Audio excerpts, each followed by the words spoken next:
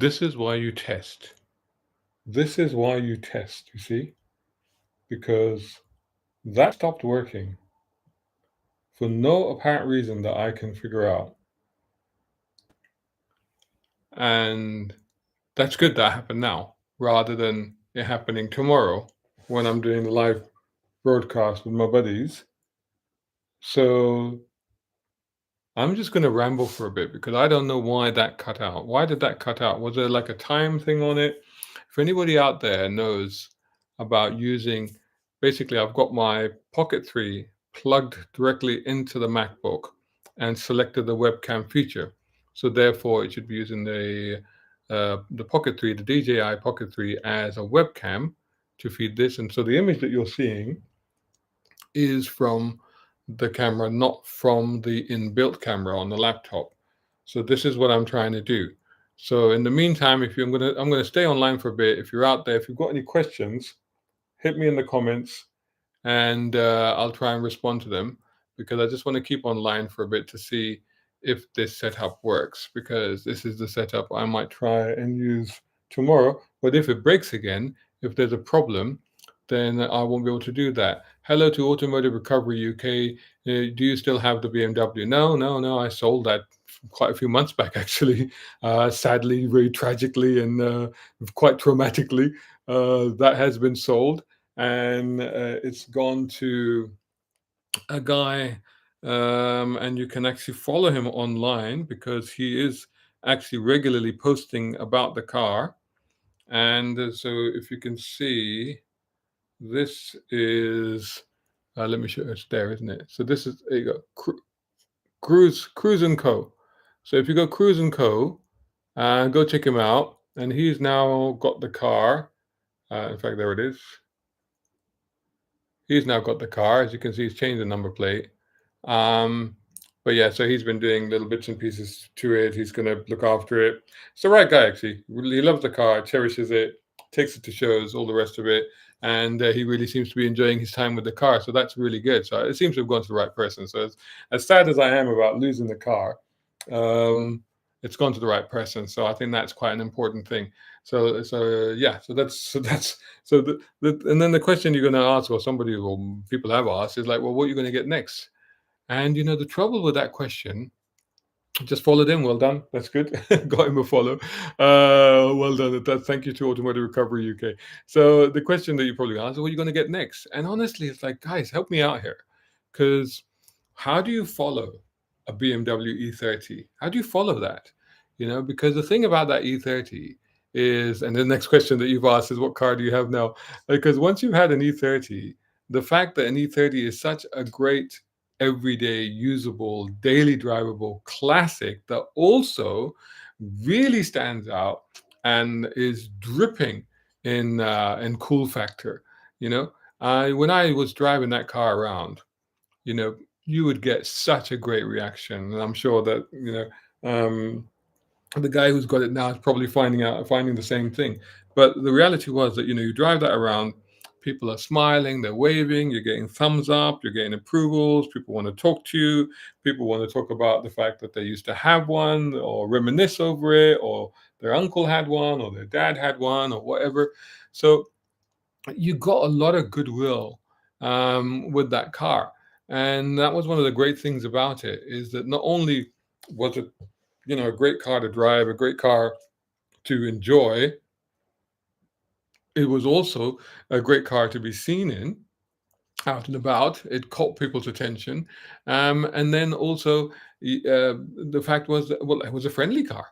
It was a friendly car because you could make friends with people. You get to strike completely new conversation every time you stop for fuel or whatever. Somebody might come up to you and start chatting about it. So in supermarket car parks, or in shopping mall car parks, etc., etc. Get an old Toyota; it will suit you. You're not wrong, because the BMW E30, I got the 325. One of the reasons I got it was because I did used to own one before in the 90s. And it was it was probably in my top three. In fact, it was probably number one out of my top three, the cars I ever owned, that I always regretted selling. And then there were two other cars in that top three, I think, that I would put in the top three. Yeah, I think so. Yeah. And probably at number two would be my 1984 Toyota Celica Supra with the very sharp, rakish body, the pop-up headlights, and the straight six engine. Um, and that was another car that eventually died because of rust, unfortunately.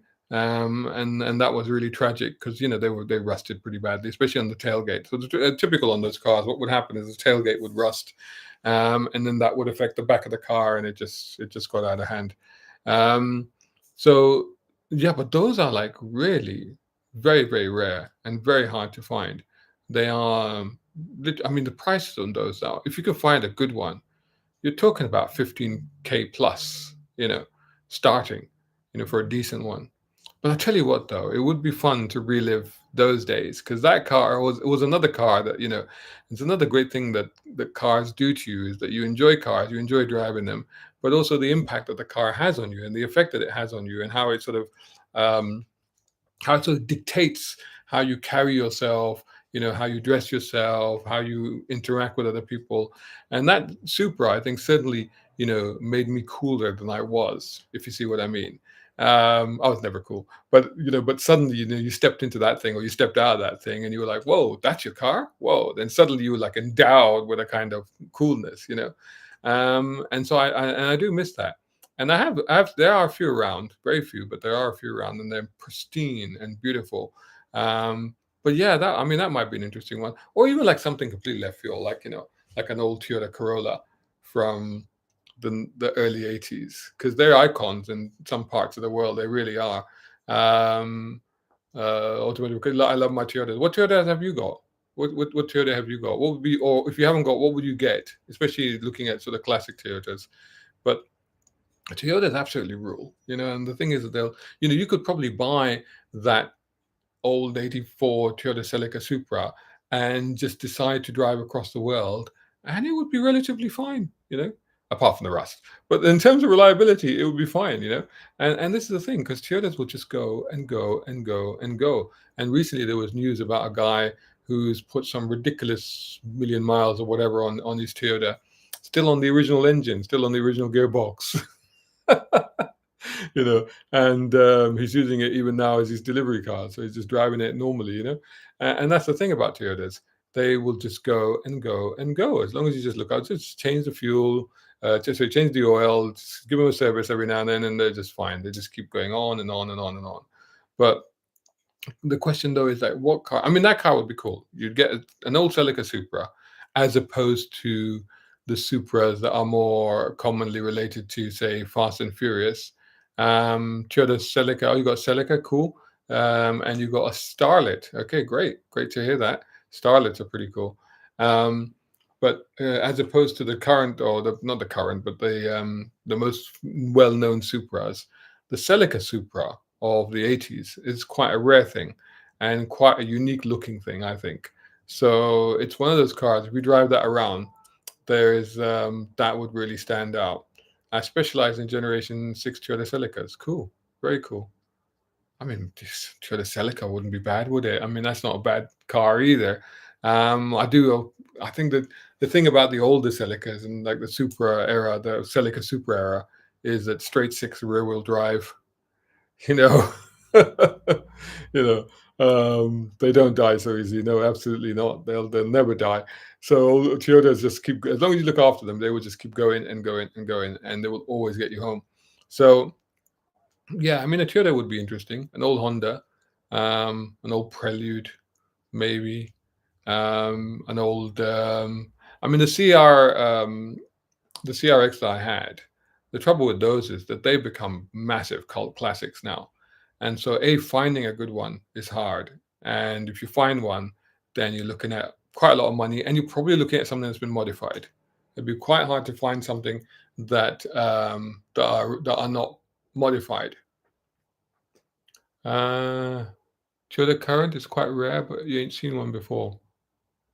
Which Toyota is that? So yeah, the CRX would be quite rare. And I saw the other day, I don't know what you guys feel about this, but I saw it on the road here in Kingsbury, a Toyota CRZ. Now the Toyota CRZ, sorry, Honda CRZ. What am I saying? Honda. I've got Toyotas on the brain now. Honda CRZ was, I guess, it was meant to be kind of like the spiritual successor to the Honda CRX, but somehow, and I guess partly because it was a hybrid. And this is the hybrids now are like commonplace. Like you don't even mention that it's a hybrid anymore. Um, but I think at the time that the CRZ came out, it was still a thing to go, oh, it's a hybrid. Ooh.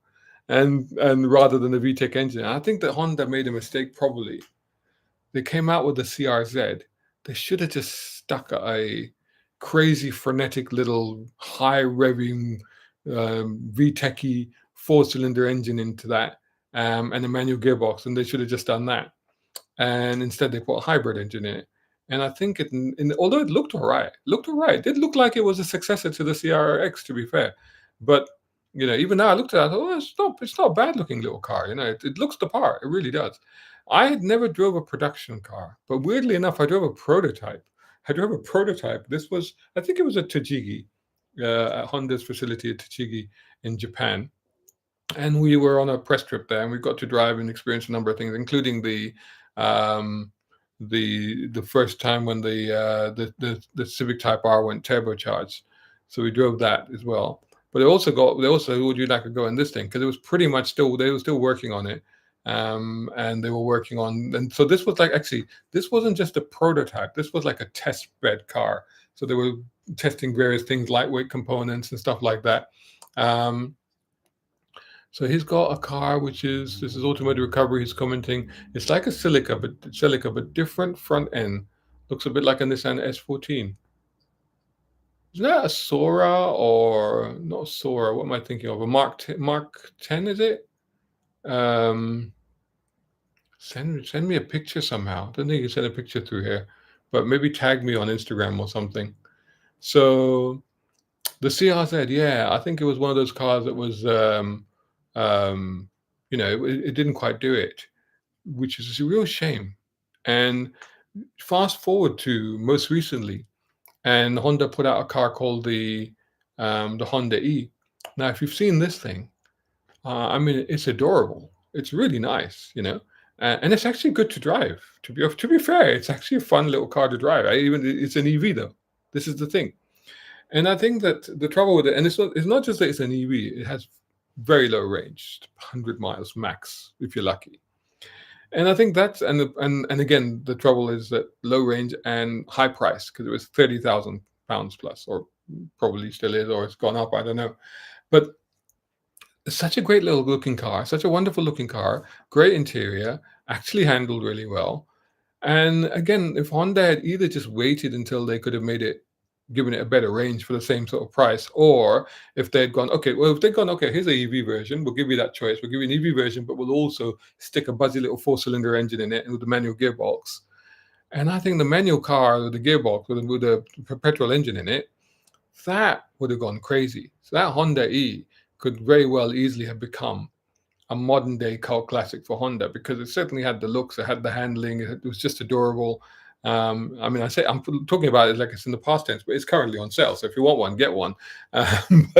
But they need to upgrade the battery on it, because otherwise it's a really good car. So again, you just wonder. So then when you start to think ahead to the Prelude that is coming out, and part of me is really excited about this Prelude, and part of me is also a little bit worried about the Prelude, because I'm a Prelude fan, just like I'm a Supra fan, a Celica fan, but I'm also a Prelude fan. And I've driven most of the Preludes. Have I driven? I have probably driven, I think, apart from the first one and I didn't drive the first two, if I recall. I've driven so many cars, sometimes it's hard to remember. Definitely have not driven the first one, but I've driven Civics of that era, so because it was based on a Civic, the first one anyway. So, but then all the others I did drive. So the new Prelude is coming out, and that's a hybrid. And so it'll be an interesting thing. It'll be an interesting question to see how that sits for Honda, how well it does for them. And I think that, the era that we're in now with manufacturers is that Because manufacturers are under so much pressure from legislation, from the necessity to be seen, to be perceived to be sustainable or environmentally aware or with the times. And they're kind of juggling that against, on the one hand, they need to, um, corporate conforming with what the requirements are in terms of legislation, in terms of environmentalism, in terms of sustainability. But on the other hand, balancing that against, um, what people want, you know and I think that and it's because in the past there's always been struggles in manufacturers. In the past, it's always been about a struggle between the engineers and the designers against the accountants. So it was all about making money off something. But I think that's changed now, because none of them are making that much money, actually, if we're actually honest. I think now it's more about compliance, and doing stuff that is required by governments, by legislation, by emission standards, by all of these sort of things, by safety standards. And that is sort of stymieing the innovation and the creativity, I should say. And it's sort of put a rein on the engineers and the designers that really, I guess, want to let loose and want to create great cars to drive. So, and unfortunately, you are often ending up with halfway houses, cars that end up being compromises, that not quite achieve the greatness that they should have been destined for, if you see what I mean. And I think that's a real shame. I think there's a few examples of that out there at the moment, where cars just haven't quite done what they should have done, or what they should have. They're not quite what they should be. And in the old days, you had characters. I'm not Think of like a Bob Lutz or somebody like that in the car industry, and they would go on instinct. They would know, they weren't relying on spreadsheets and data and research, and format and all the rest of it, and surveys and all of that. They would literally go on, you know instinct and intuition, and what they would know and understand to be the right thing to do for the market at the time, and for the customers that they knew they were aiming at. And when you look at Dodge, like, Dodge has been one of those companies that in the past has had that. They've had a pretty good idea of giving what they want, give the public what they want, right? This is what it's about. Yeah, give the public what they want. And Dodge has been able to do that. They've been like, okay, we'll put a Hemi engine in it. We'll put a V8. We'll stick a supercharger on it. We'll give them more horsepower. And then we'll give them even more on top of that. We'll turn it into a drag race car, because hell, that's what people are doing with it anyway. So they've known what to do. And then they've all gone wrong, because they've gone, okay, now we need to do an electric car. And that just hasn't seemed to work. They've tried to do it the Dodge way. So they put like a fratsonic chamber, artificial sound, and they're a bit mad, and they're trying to do burnouts with it and all the rest of it. So they've tried to do it in a very much a Dodge way, but somehow that still hasn't worked. It still hasn't quite paid off for them. And I think they're having to backtrack now. And now they're sticking a V6 in it. Maybe they're looking at seeing if they can shoehorn the V8, revive the old V8s and shoehorn them back into the cars. And I think this is the problem with the legacy, certainly with the legacy car manufacturers. So the new car manufacturers, and by that I essentially mean the Chinese car industry, because that's the new one that's sort of sweeping across and taking over everything. I think they're in a fortunate position, because they have no legacy, they have no history, so they have no tradition. They have not necessarily any heritage to fall back on, or to rely on, or expectations of their customers and their buyers for them to adhere to a particular kind of philosophy, or design personality, or anything like that. They don't need to do that. Uh, I just want to say, we just want to hang on. Automotive Recovery UK says, just followed you on Instagram. I'm actually giving one Toyota uh, current away to one lucky customer who buys any car part from me for £20 or more. They get entered free to win my silver one. Well, there you go. There's a car. Look at this. If you watch this today, look at this. Go and follow Automotive Recovery UK, because they're giving a car away. Go check it out. All you have to do is buy a part worth £20 or more. Um, so going back to what I was saying, so thanks so much for that. Shout out to these guys, brilliant. So going back to what I was saying, is that with the Chinese car industry, they have a clean slate, and so they can go in any direction. They can go hyper futuristic. They can make it. They can go pragmatic. They can go crazy. They've already got cars that do tank turns. They can float on water. They can go sideways into car parking spaces. And by sideways, don't mean drifting. I mean literally like crab crawling. Um, so they can do anything they like. And the legacy car companies are kind of in a bit of a quandary. They're kind of in a problem because for them, they still carry the weight of their history and their heritage, and the how people know them, and what customers and buyers expectations are from them. Why are you doing this? Well, my phone is doing something weird. I don't know what's going on there. um, so they kind of they have so they on the one hand they're trying to move with the times and embrace the EV transition, and try and make their cars vegan leather. Vegan leather always makes me laugh. Vegan leather. What's vegan leather? And actually, leather is sustainable. Real leather is actually sustainable. That's what I keep saying. It's like at the end of the day, we are still consuming meat. We are still consuming meat. We are still consuming cows. So at the end of the day, it's like, well, you know, um, what's the point of not eating the leather that comes from cattle? Because that's just wasteful, isn't it? Because otherwise, we're not consuming what we're killing. Which, to be fair, if you unless you're vegetarian, and I understand, but if you're not, then that's um, isn't it a Native American? Is it that culture? I may be wrong. Actually, hopefully somebody can correct me. Is that culture or another culture? But they have a lot of respect. Even in our culture, they have a lot of respect for the animal that they consume because it is sustaining them. And I think it's only fair to then make maximum use of it, right? Anyway, going back to car manufacturers. So they are, I think, stuck between a rock and a hard place. And unfortunately, it's going to be the death of them, I think. And I did a video and an article about car manufacturers that I think are going to be dying soon. And they didn't like it. A lot of people I posted on LinkedIn and they didn't like it there. I guess a lot of industry people. And to me, I'm like, well, that's, if you're not able to see the big picture, then of course you're not going to like it. But the reality is that yes, you have got to worry about the future of legacy car manufacturers and whether or not they're going to survive this incredible upheaval and transition that the automotive industry is going through at the moment. But anyway, I can't talk about everything right now. This was supposed to be a test. It seems to have worked. So we've been going for a full 22 minutes and the camera hasn't cut out. So I don't know why the camera cut out that first time, but it hasn't cut out this time, which is success. DJI Osmo Pocket 3, great camera, now works with the laptop. Well, actually, always did. I never really figured out how to do it. So I might use this setup tomorrow. So tomorrow I'm going to be joined by two great friends of mine.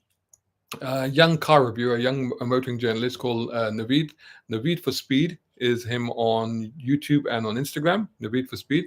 He's going to be joining me, and also my good buddy and partner in crime, if you like, back in Dubai, Imtishan Jadoo. He was my deputy editor on Car Magazine when I was doing the Middle East edition of Car Magazine, and we co-founded Motoring Middle East as well. So he's still based in Dubai. So him and Naveed will be joining me tomorrow at 1 o'clock. So this is tomorrow, Saturday, 20th of September, 1 o'clock UK time on my YouTube channel live. We'll be having conversation could go in any direction. It generally always does. So do also check out my previous podcast, Brown Car Guy Therapy Sessions, here on YouTube channel. Thanks so much for watching. Make sure you hit like, share, subscribe, all the rest of it. Go check out my books. There they are for sale on Amazon. And catch you all tomorrow. Thanks so much for watching, and see you soon.